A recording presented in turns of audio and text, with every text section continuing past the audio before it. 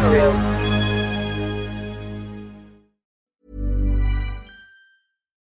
Ryan Reynolds here from Mint Mobile with a message for everyone paying big wireless way too much. Please, for the love of everything good in this world, stop. With Mint, you can get premium wireless for just $15 a month. Of course, if you enjoy overpaying, no judgments, but that's weird. Okay, one judgment. Anyway, give it a try at mintmobile.com/switch. Upfront payment of $45 for 3 months required. New subscribers only. Renew for 12 months to lock in savings. Additional taxes, fees, and restrictions apply. See mintmobile.com. Ryan Reynolds here from Mint Mobile. I'm proud to offer premium wireless for just $15 a month. And I'm proud that we have thousands of 5-star reviews from customers like Dan D. in New York, who writes, "I am satisfied customer. How can this only be $15? He wrote it in all caps. I needed you to feel it, like he feels it. I hope I did that justice, Dan. And I hope that you try Mint too at mintmobile.com/switch. Upfront payment of $45 for 3 months required. New subscribers only. Renew for 12 months to lock in savings. Additional taxes, fees, and restrictions apply. See mintmobile.com. Since 2013, Bombas has donated over 100 million socks, underwear, and T-shirts to those facing homelessness. If we counted those on air, this ad would last over 1,157 days. But if we counted the time it takes to make a donation possible, it would take just a few clicks. Because every time you make a purchase, Bombas donates an item to someone who needs it. Go to bombas.com/ACAST and use code ACAST for 20% off your first purchase. That's bombas.com/ACAST, code ACAST.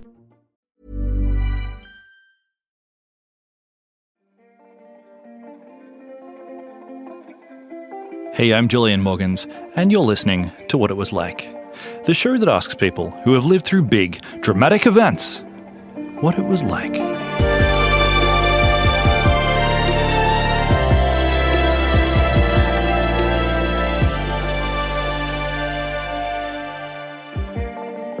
Hey, Merry Christmas. Merry Christmas to you, Merry Christmas to your family, to anyone that you care about. I love this time of year. I think we all do. And to celebrate, I'm going to give you a really delicious, Christmassy themed true crime story.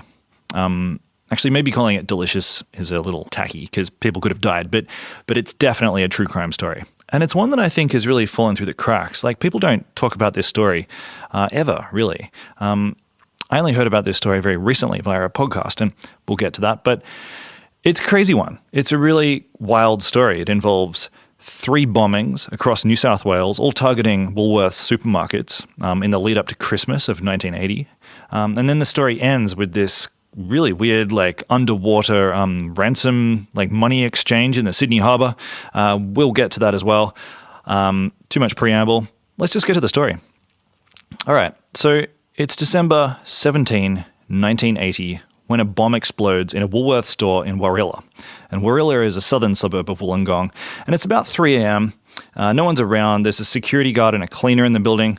And the security guard later told police that he heard someone on the roof. Like, there was like a thud, thud, thud kind of sound, as though someone was running away. And then suddenly there was this almighty explosion that tore through the store. And it's thought that a stick of gelignite was lowered in through an air vent in the roof.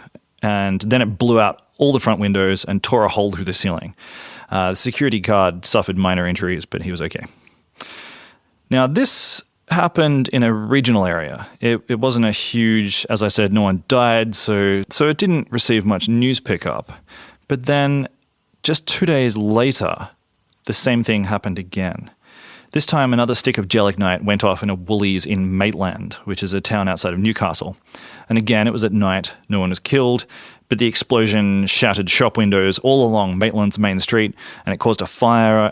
It was a huge fire, actually. I think the Woolies building at that time was in this sort of annex, and the whole annex had to be razed after the fire. It cost about $300,000, which in that time was a lot of money.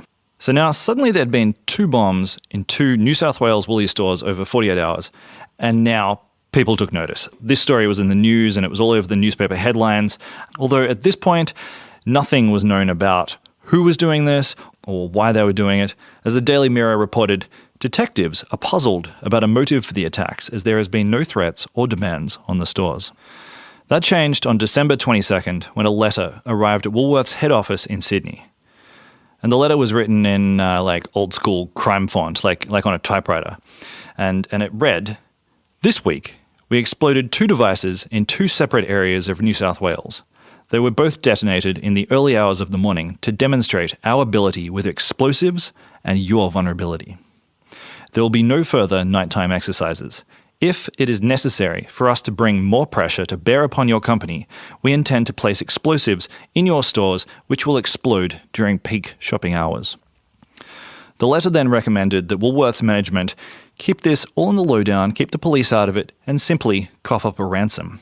It read, "We demand $500,000 in used unmarked $20 notes, $250,000 in 10 50-ounce gold bullion bars, $250,000 in loose diamonds of 1 carat or greater, and any foolishness regarding the true value of the gold and diamonds will result in great embarrassment to the people we know are the decision-makers of our demands."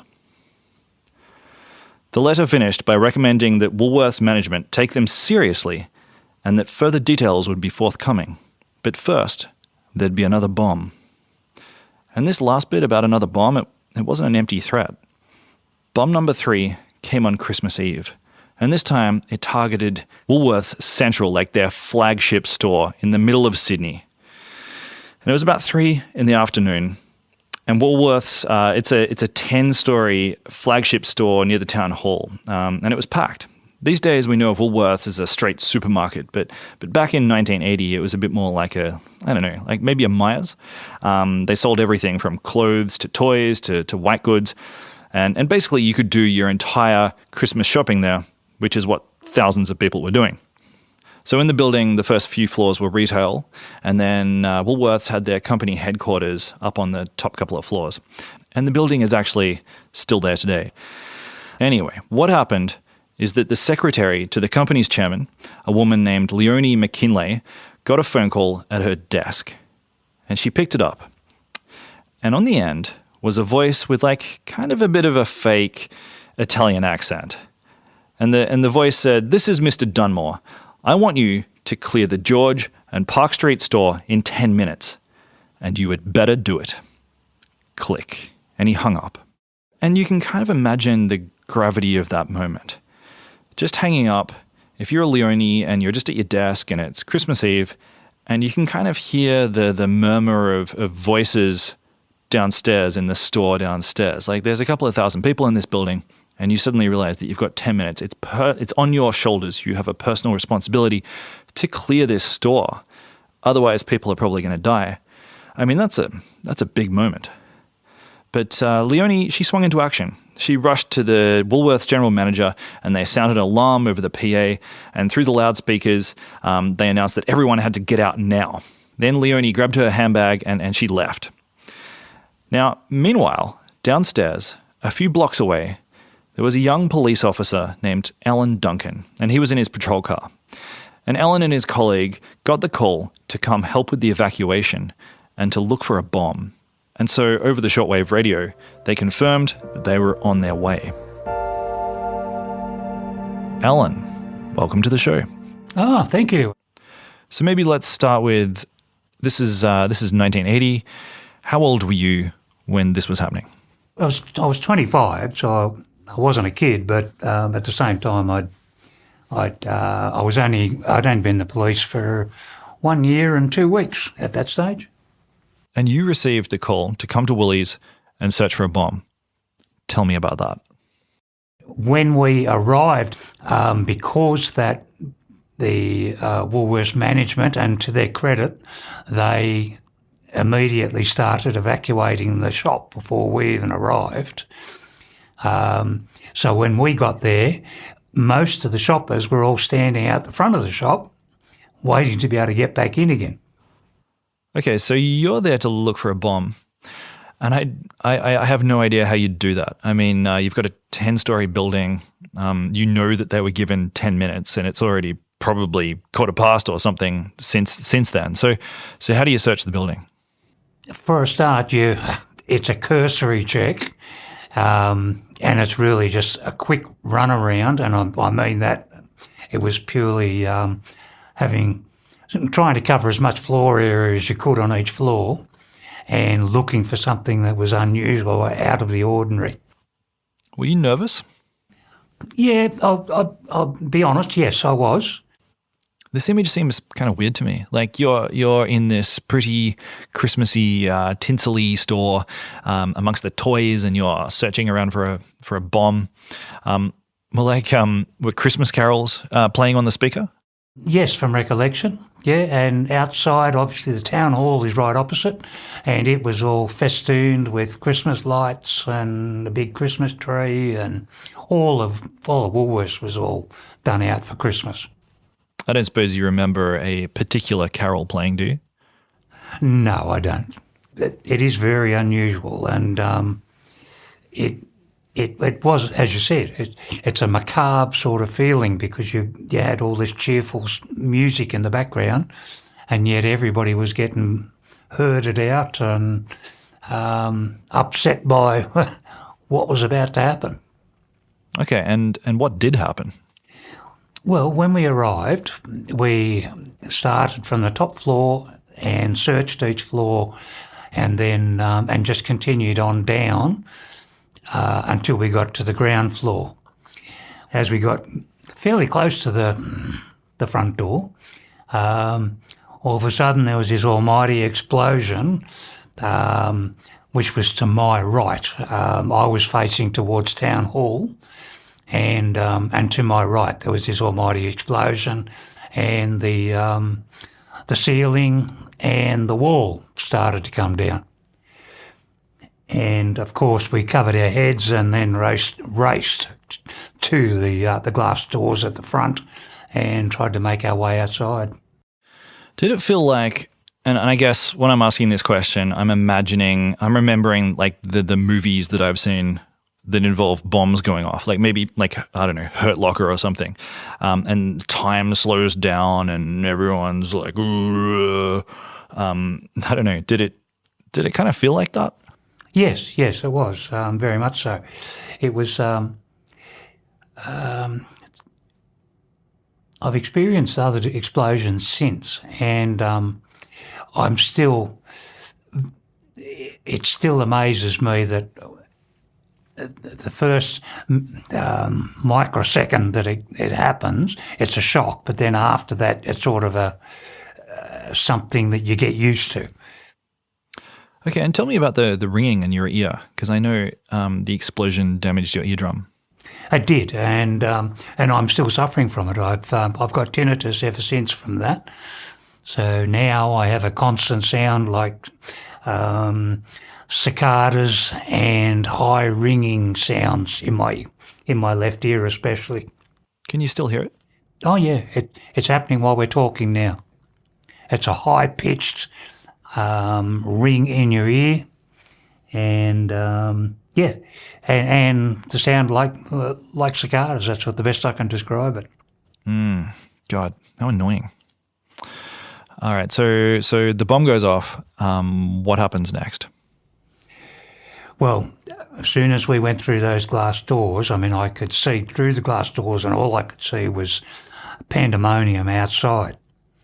Out the front, there was people in absolute shock and just standing around wondering what's going on. Others were screaming, and I'm talking hundreds of people, because all the windows, the glass had blown out of the windows, and they were large glass windows all the way around the shop on that corner, and all of that blew out. And people had, I did notice a couple of people that had minor cuts on their face and arms, but there was nobody actually on the ground as such. There was a couple of people sitting, but not actually like injured enough to be laying on the ground. And so what did you do next? I was standing on the footpath just trying to assess the situation, and then at the same time I thought, we don't know if there's another one going to go off.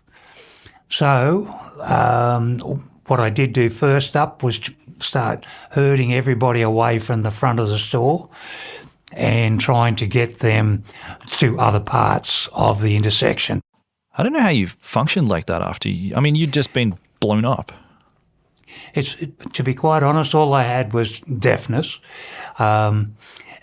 And while I was directing traffic, I had a very senior police officer come through, and he pulled up in his car next to me, and he said, "Are you all right?" And I said, "Yeah, I'm fine. I'm just doing what I'm doing."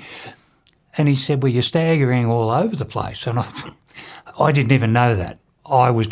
I had my mind set on getting the job done, and I didn't realise that I was actually more than likely had a concussion of some sort, but it just didn't fit with what I had to do. Right, and so how did the day end?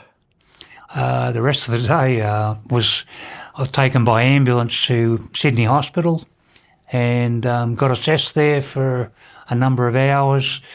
Made a few phone calls home because our family Christmas party was on that afternoon, and I wasn't going to be there. I think if it was me, I'd have probably had some kind of breakdown, like, I don't know, like after I got home and the adrenaline ran out. Oh, I did. When I got home, which was very late on that Christmas Eve, I sat down and I cracked a beer. And I just sat there and I didn't want to talk to anybody. All I wanted to do was think about what had just happened and how lucky I was. Were you angry? Yeah. And it's how anybody could do anything malicious like this on Christmas Eve is just beyond belief. Yeah, because this was a bomb set up in a kids section on Christmas Eve. Oh, well, it's disgusting. And I personally, I just really hoped that when these people were caught, that they were well and truly penalised for it. We're going to leave Allan Duncan here for a moment. We'll come back to him at the end of the show, but we're just going to cut to an ad break. After the ads, stick around, because we're going to get stuck into the police investigation.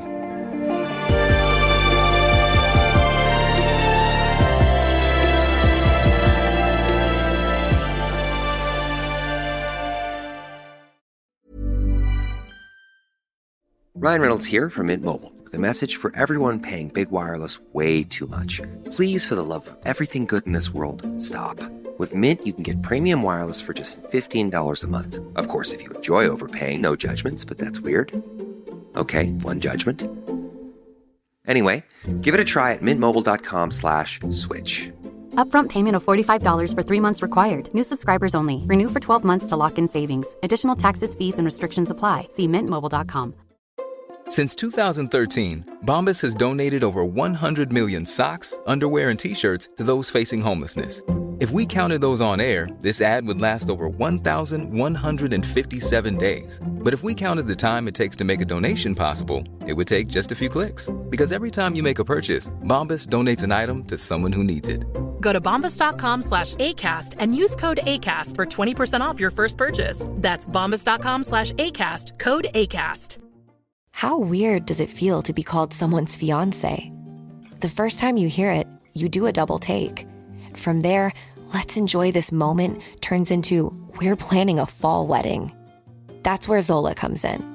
From a venue and vendor discovery tool that matches you with your dream team, to save the dates, websites, and an easy-to-use registry, Zola has everything you need to plan your wedding in one place. Start planning at Zola.com. That's ZOLA.com.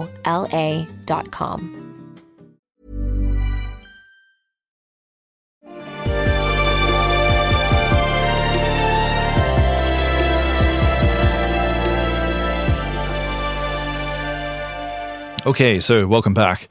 We just heard from a police officer who was in the middle of the blast, and we'll come back to Allan, but right now we're going to actually talk to someone else. We don't usually do that on this show. We just talk to one person at a time, but today you're going to hear from two people. We're going to hear from Michael Adams, who's a fellow podcaster, and Michael actually did a multi-part deep dive into the Woolworths bombers for his show. It's an amazing show, by the way. It's called Forgotten Australia. You should have a listen. And there's probably no one who knows more about the police investigation on this case than Michael Adams. So, Michael, welcome to the show. Thanks for having me, Julian. So 3 bombs have gone off around New South Wales. What's the police response? Well, they've got eyewitnesses who have seen a man leaving the sort of subterranean George Street Town Hall train station entrance in a hurry just before the explosion. A Woolworths employee has seen a similar looking man who's been sort of, acting suspiciously in the toy department in the, hour or so leading up to the bombing. So they've got sort of these eyewitnesses giving accounts of these guys who were acting suspiciously. So within a couple of days, they had photo kit IDs of the men they were looking for. But, it's 1980. There aren't surveillance cameras. The photo kits look pretty bizarre. And some of the witnesses, descriptions of the men are a bit contradictory. So they are at a loss. Their very best lead is going to be when the bomber makes contact again. This is what they need. They need the bomber to actually be in contact. They need to string it out. They need to get as much information about the bomber or bombers as they can while this process of extortion goes ahead. Yeah. Okay. All right. So they've got a couple of IDs on suspicious-looking people who were loitering around George Street on the day of the explosion, and they're hanging out. They're waiting for another phone call or another letter or something. When does it come through, and what happens? It comes through a few days after the town hall bombing. The caller says, okay, well, here's what's going to happen. You're going to get a Woolworths security man. This is the man you're going to use. He named the actual guy, and he's going to dress in a boiler suit. He's going to get the ransom together, and then he'll get more instructions. The police had anticipated this, and they'd actually ordered this guy to go on holidays. So they actually had their own man who'd been put onto the Woolworths rosters and schedule as a Woolworths employee, and they said, can we use this security guy instead? And the bomber agreed to this. So this was an undercover police officer who would, take the ransom.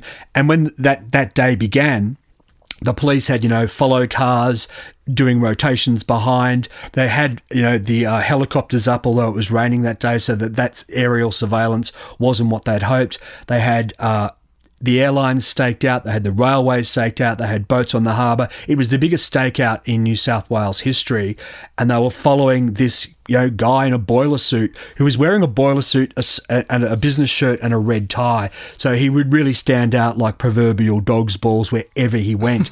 So, the bomber directed him to a pub in Western Sydney. When he got there was a phone call directing him back to a pub in Double Bay. He got there. There were police getting there ahead of this guy. So they were observing other people in the bar to see if anyone was acting suspiciously. And they did see a guy in the bar at Double Bay who had a bushy beard and was carrying a sports bag, and they kind of clocked him because he was acting a little oddly.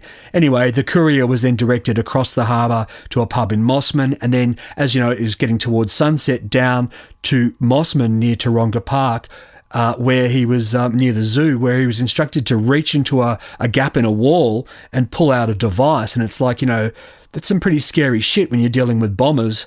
And he puts his hand and he pulls out a walkie-talkie, and this bomber, who is not the guy with the Italian accent, is now directing him to go to the end of the wharf, attach the ransom, which is in a Kookaburra sports bag that the bombers have specified, attach it to a rope that's already been attached to the wharf, and lower it into the water, which he does. But he doesn't cut the bag. He doesn't cut the rope. He leaves it hanging there.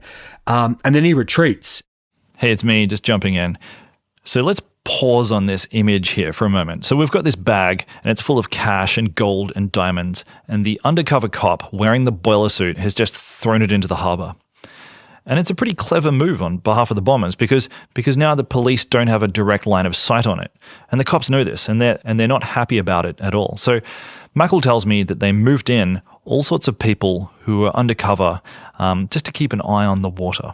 other police who are in the area undercover, posing as fishermen and as people dating, are sort of just milling around, pretending to fish, pretending to be picnickers or whatever as the sun sets, and they're watching for hours to see what happens. A police scuba diver swims up and examines the bag. It's there. It's just suspended in the water. Nothing's happening. And, hours pass, and then at like 2 a.m, cops who are, fishing, inverted commas, off the end of the pier, feel a tug on their line, which is, intersecting with the rope, and all of a sudden they see a scuba diver, and the cops, go, "Oh, mate, you scared the shit out of me," and then kind of retreats down the wharf, tells his mates, they run up, they pull their revolvers. The guy hasn't ducked back under the surface. They tell him to freeze, and he does. I mean, at that point, this scuba diver could have actually taken a dive and tried to get away, but he actually freezes, and they catch him, and he's taken in. It's the thing is, though, the police's plan has been to catch the big fish, not the minnow. They are anticipating that the guy who's going to be collecting this bag is not the mastermind. What their plan actually is to let him get away with the money, follow him to the mastermind. But in this, tense moment, obviously, if they let this guy get under the surface of the water with the bag, there's a good chance he's going to get away entirely with $1 million. And $1 million in 1980 is worth about $6.5 million today. So a lot of money. It would have been a major embarrassment had this guy got away. So they caught him, brought him in for questioning, quickly established that his name was Greg McHardy. Greg McHardy. Remember that name?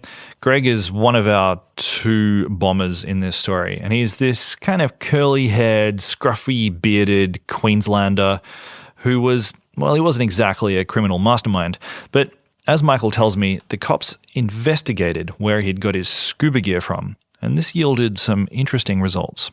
They trace it to a dive store in the eastern suburbs, which was burgled relatively recently, and they trace another piece of equipment back to a dive store on the south coast at Huskisson near Jarvis Bay. And their inquiries there over the next 2 weeks lead them to understand that this guy, Greg McHardy, has been living down at Huskisson, and he's been sharing a flat or a house, sort of a party house, with a guy called Larry Danielson. And Larry Danielson used to work at the surf store there, the dive store there, which was also broken into a few months earlier. Gear was taken, scuba gear, and they've matched this scuba gear putatively to the gear that Greg McHardy has been busted wearing. So they eventually arrest Larry Danielson, bring him in for questioning. They search his house and they find some duct tape. And when they went through the wreckage of the Woolies store in Town Hall, in the first floor men's bathroom, they found duct tape that had apparently been used to strap the device, and they could match this duct tape exactly to this duct tape they found in Larry Danielson's house. Wow. Under questioning, then they're looking at these guys' movements at the relevant times in terms of the bombings of the 2 Woolworths stores and the Woolworths store on at Christmas Eve in Town Hall. And, these guys cannot satisfactorily account for their movements. So they have a fair bit of circumstantial evidence, and they prosecute accordingly. Wow. There's lots there that I want to unpack. So the explosives had been stolen. Yep. Tell me about that. So there was a theft at this quarry at Dunmore. I think it was in October of 1980, so a couple of months before the bombings. Couple of months, yeah. I think it was in the vicinity of 150 kilograms of gelignite, so a lot of explosives. Damn. A lot of explosives stolen. The person who stole it had actually stolen a ute, cut a hole through the wall of the storage area where the gelignite was kept, loaded all of this explosive into the ute, driven this ute through a fence, and then the ute had been found abandoned on the Princess Highway a couple of k's away. Michael went on to explain that the cops never actually found all this gelignite at Larry's house, but there were a few other technical details that connected him. And then I asked Michael to describe Larry, because really, Larry is the star of this story. Larry was a musician. Larry had been a musician since the 60s. He'd lived in Papua New Guinea, where he'd actually been a pop singer and had released an album which you can listen to on YouTube. It's called Travelin' Music. It's quite funny. What's it like? Is it good? It's what would we say? Incredibly un-PC, Aussie bloke music about being a expat living in PNG. It's From kind of 1970s. Yeah, it's good natured, but it's not particularly PC. But you can hear he's having a really good time. It's recorded live. The audience are loving it. So Larry was a real sort of bon vivant, an entertainer. He was actually playing gigs around the South Coast at the time of these bombings. So, he was transporting his gear to various pubs and clubs. From 1977 to 1980, he ran a nightclub called Flicks in Manly. Now, Flicks at this time was on par with Selena's as the live music venue in Sydney. It could hold about 2,000 people. Wow. Larry had bands such as Midnight Oil, The Angels, Cold Chisel, you name it, they played there. And, you'd often see these bands all playing there in the space of a week. You could go there and see the best Australian rock bands as they were coming up through the pub rock scene at Larry's venue. And he was also very loosey-goosey with ID, so it was a great venue for underage drinkers. So hold on, just to summarise that. I know, there's a lot the guy who masterminded the Woolworths bombings, he also ran a nightclub that hosted some of Australia's biggest bands. At the time they were coming up. So, there's an interview on the ABC from about 2012 with Rob Hurst of Midnight Oil, where he mentions seeing Larry as this, this guy who was, always wearing these batik T-shirts and, was kind of, always really chummy with the bands and all the rest of it. He was kind of basking in the reflected glow. I mean, people like Marsha Hines would be there partying with him. It was, a real kind of groovy venue for him. And, the only way he was able to pull this off was because he was paying off the cops. He had actually got the place under a dodgy clubs license. The cops obviously knew this. He was, when I started doing this podcast, it was a 10-part podcast. After I released the first part, a guy I worked with in television, a cameraman called Andre Evis, got in touch with me and said, hey, I knew these guys. I knew one of these guys, and I was like, I obviously thought it was Greg McHardy because he was younger, but it turned out it was Larry. So Andre, when he was 10 years old, had lived in a flat opposite Larry Danielson, and Larry had actually employed him at the age of 10 to serve drinks in this club during the daytime. So this kid is carrying around trays of VB to cops in uniform, plainclothes cops who are coming in to pick up their payoffs from Larry to allow him to operate this business. God. What a time to be alive. I mean, it just sounds so loosey-goosey and laissez-faire. Everyone, just this like Australian larrikin culture of the late 70s, early 80s. I mean, even just the fact that they're able to steal 150 kilograms of gelignite from a construction site without too much trouble. I mean, you couldn't do that these days. Let's talk about our main characters. So we've established that Larry was a musician, and I don't know, he seems like a pretty fun guy to have a beer with. Tell me about Greg. What do we know about him? He was pretty much the same. Like, I've spoken to people who knew them independently and people who knew them both. Like the young guy, the kid who's now a man who I told you about, he'd gone out on fishing with both of them when he was like 10 years old or whatever, and just said they were really good guys. In the course of the podcast, I spoke to maybe half a dozen people who'd known them, and they both said they were really good fun to be around. Like, Larry was the life of the party, always with a beer and a yarn. Like I said, his house, which is now a gift shop in Huskisson, was called Tumble Down Dick's, and it was known as just a place where people would go and, there'd always be a meal, there'd be a couch to sleep on. It was kind of, it wasn't a halfway house, but people sort of wandered in and wandered out. And he gave McHardy a cot on the veranda when he was, short of a place to stay, and then eventually his own bedroom. McHardy had been a promising footballer up in northern Queensland in the late 60s. He'd gotten into a bit of trouble over a car theft beef as a juvenile. He'd actually worked as an assistant manager at a Woolies briefly. He'd joined the army. He deserted the army because he'd gotten a girl pregnant. He'd been on the run for a while. He'd eventually given himself up and been court-martialed. He'd gotten into a few scrapes here and there. In the mid-70s, he'd worked at a pub in Sydney that was supposedly used as a sort of, a hub for heroin trafficking out of Southeast Asia. But yeah, again, McHardy was a good-looking guy. He liked to drink. He liked smoking pot. He was very popular with the ladies. He had married and separated from his wife. They had a kid. He'd also had, gotten this girl pregnant while he was in the army. And I don't know if we want to skip ahead a little bit here, but after they were convicted, after they were committed to trial and were being held in remand in 1982, McHardy escaped from Parramatta Jail and went on the run for 6 months, disappeared. Tell me about that. How did he get out? He got out in a garbage truck. I know, right? Classy. And then he climbed out of the muck at the tip, and then he carjacked a woman and took off. Now, when Larry Danielson was arrested, he was all over the news, photographed in the newspapers, TV cameras in his face. He's there wearing one of his loud shirts, very distinctive.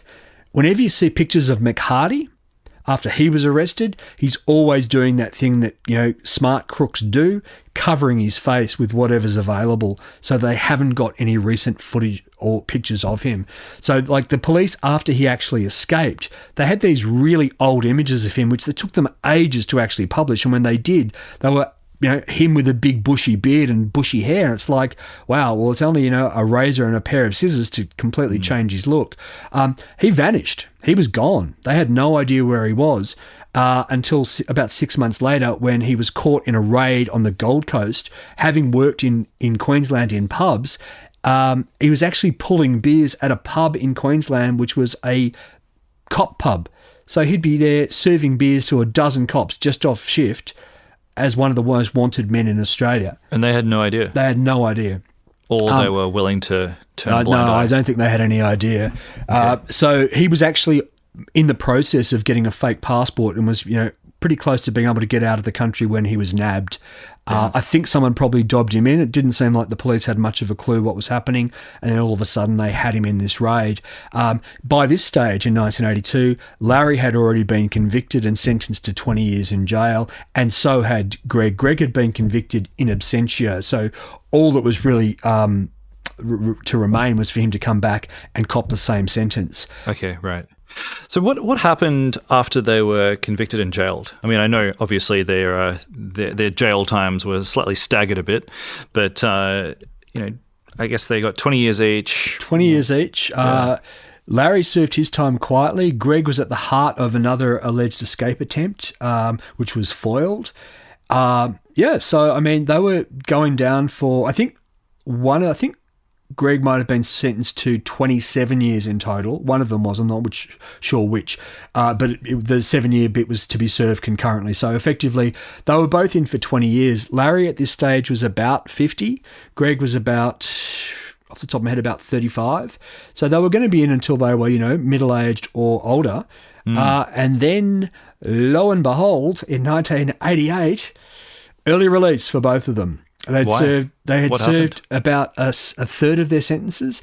It was just the way it was done at the time. It was there was a huge outcry about these two in particular being released early, but there was just a judicial system or a prison system at the time that was the remissions, the way that they worked, meant that criminals often walked far, far earlier than their sentences.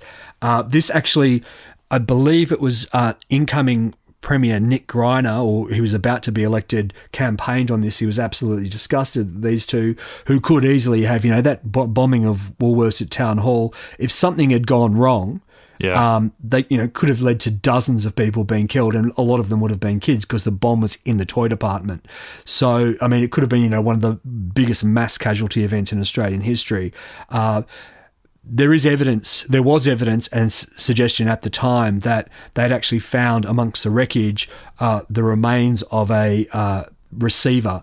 So while the other two bombs at Warilla and Maitland had been, just basically dropped into a sky vent and with a fuse and that they'd run. Here it seemed that they'd actually had a remote control device so that they could be sure that, or as sure as possible, that the store was cleared before they actually detonated it. So they weren't. It would seem they weren't entirely reckless in terms of the potential for casualties, but obviously anything could have gone wrong and killed a lot of people. So there was outrage that they were being released. But nevertheless, they were. Larry, as a New Zealand citizen, was deported. Greg just sort of melted back into the Sydney scene. Yeah. It seems to me that there's two very distinct sets of facts about these guys. Like, on the one hand, they're these fun-loving larrikins who I don't know, drink and play music and like they're the life of the party. Then on the other hand, they put a bomb in a toy section on Christmas Eve, which is the behavior of a cold-blooded psychopath, really. Absolutely. So how do you reconcile these two very different aspects? How do you? Does it sound? Does it sound odd to you? Yeah, it sounds odd. I mean, you say that in a way that suggests there's something sort of conspiratorial afoot. Yeah, well, I don't believe that they were the guys who came up with the plan. They might have placed the explosive. They might have detonated the explosive. They may have just placed it. Like John Hendry, who was the Woolies point man, he was the guy who was on the receiving end of those phone calls. His house was being watched by police helicopters. He felt like, the bombers had actually said, we know Woolies organisation, we know who you are, we know where you live, we know what your families do. Do not mess with us, or we will mess with you. You don't know anything about us, we know everything about you, which is super sinister sort of stuff. I mean, that could have been the sort of workings of an imagination like Larry's, consume enough sort of, crime movies from the 70s, Dirty Harry and so forth, and you could come up with that sort of stuff. But John Hendry clearly did fear for his family at this point, and he was dealing with these, Mr. Dunmore and then Mr. Holden on the phone for, a couple of weeks. He was the point man. John Hendry had been in the army in World War II and had been on top of Fort Denison as part of a gun crew when the Japanese miniature subs invaded Sydney Harbour. He'd been there, and they'd actually fired their guns at what they thought was the Japanese sub as it tried to flee after bombing after torpedoing the ferry. So this guy was a tough mofo. I interviewed his daughter, and she said to me he was hardcore. He was no compromise. He was devoted to Woolworths, to the point where if you ever, if a family member shopped at Coles, better you didn't mention it to Dad. He was gung ho, seriously. Wow. And he only died a couple of years back, and he was although he didn't participate in Anzac Day ceremonies for decades, eventually he did as the last living link to the attack on Sydney Harbour because he'd been there. So if you look him up, John Hendry, Google, you'll see stories from Anzac Day over the past, maybe 3 or 4 years ago. But, he only passed away, I think, in 2019 or 2020. Anyway, 2019, I think it was. Anyway, he testified. His evidence was, crucial. He was the one who had actually been there when the telecom guy had set up the tape recorder. He'd pressed record on the tapes that then the voice experts matched, supposedly, or did match, I won't say supposedly, did match to Larry and to Greg. John Hendry went to his grave believing that these two guys were guilty but were not behind it, in terms of they were not the masterminds. So I don't think you can get any close, and his daughter told me that, so I don't think you can get any closer to the action than this man. And he had most of the next 40 years to think about it. He'd faced off with the Japanese in World War II. He was the last person out of, apart from Allan, the policeman, he was the last person out of the building before the bombs went off. There's a photograph on the front page, I think, of the Sydney Morning Herald, and that's him hiding behind the concrete entrance to the underground town hall station. He was there when the Japanese bombed Sydney in 1942 and when someone bombed Woolies in 1980. And he didn't believe that they were the masterminds. So I kind of take my lead from him. And I do think it's difficult to reconcile these two sort of fun-loving larrikins with people who are sophisticated and cold-blooded enough to pull something like this off. For Allan Duncan, whose hearing has never been the same, he says that he can't see any element of larrikinism about McHardy and Danielson. In fact, he says that he has actually been diagnosed later in life with PTSD from what happened at Woolies. Well, I have been diagnosed with PTSD. For instance, every New Year, when fireworks are going off, if I know they're going to happen, so if I'm standing there at a display and I can see somebody going over to light it, or I know that it's about to happen, I'm prepared for it. But if I was, say, at a party and somebody, as a joke, lit a firecracker and set it off behind me, I'd go through the roof and be a shaking mess too. So you don't see Danielson and McHardy as misunderstood larrikins. You just think they were, I don't know, like just straight up thugs. Oh, very much so. That total disregard for people and not having any care about who may be affected by it all, that really annoyed me. It's that's a horrible human being. I think every man, woman and child knows the difference between right and wrong, and they stepped over the mark. They went beyond larrikin to the attempt to get money without any regard for other people and the injuries they may cause other people is beyond belief. A big thanks to both of my guests today, former police officer Allan Duncan and podcast host, author and all-round legend Michael Adams. I also just want to say that without Michael, I couldn't have made this episode. Check out his multi-part special on the Woolworths bombers because it's way more detailed than what we had time for today. And just like me, he's got a Christmas episode coming out on his show. It's called The Christmas Murder, and it's about the brutal strangulation and battering of a young woman in Sydney on Christmas Day in 1952. 70 years ago this year. That's on Forgotten Australia, wherever you get podcasts.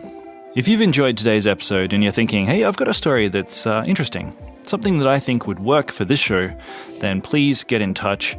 I love hearing feedback. I love hearing your story suggestions. So just hit me up. I am Julian Morgans on Instagram and Morgans Julian on Twitter. Today's episode was produced by Rachel Tuffrey. It was edited and mixed by Jimmy Saunders, who also did our theme music. Our cover art is by Naomi Lee Beveridge, and this whole thing has been a Super Real production.